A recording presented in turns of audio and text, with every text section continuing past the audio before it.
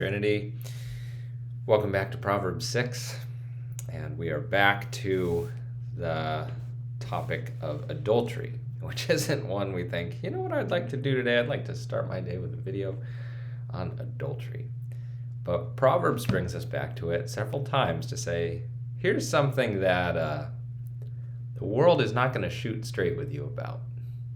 That if you don't listen to God's word on this, you're going to have a miscalculated understanding of this idea, because a lot of the world says, well, stuffy religion with all of its rules tries to keep you from having fun, but the fun world says, why not?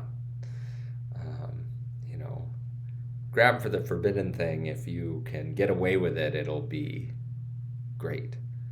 Proverbs says, no, I don't want to abandon you to that fate.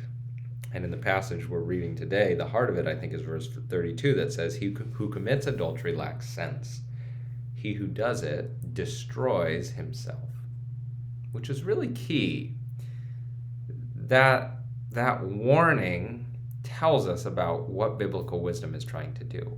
Not ruin our lives, but keep us from ruining our lives, right? Not to just be a party pooper, but to show us the way to walk, to show us the path where we will really flourish, not destroy ourselves.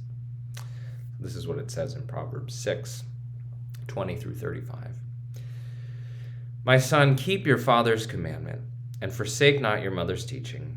Bind them on your heart always, tie them around your neck. When you walk, they will lead you. When you lie down, they will watch over you. And when you awake, they will talk with you. For the commandment is a lamp, and the teaching a light, and the reproofs of discipline are the way of life, to preserve you from the evil woman, from the smooth tongue of the adulteress. Do not desire her beauty in her heart, and do not let her capture you with her eyelashes. The price of a prostitute is only a loaf of bread, but a married woman hunts down a precious life. Can a man carry fire next to his chest and his clothes not be burned? Or can one walk on hot coals and his feet not be scorched? So is he who goes in to his neighbor's wife. None who touches her will go unpunished. People do not despise a thief if he steals to satisfy his appetite when he is hungry. But if he's caught, he will pay sevenfold. He will give all the goods of his house.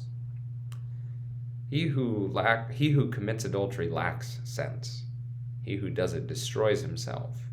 He will get wounds and dishonor, and his disgrace will not be wiped away. For jealousy makes a man furious, and he will not spare when he takes revenge. He will accept no compensation. He will refuse though you multiply gifts.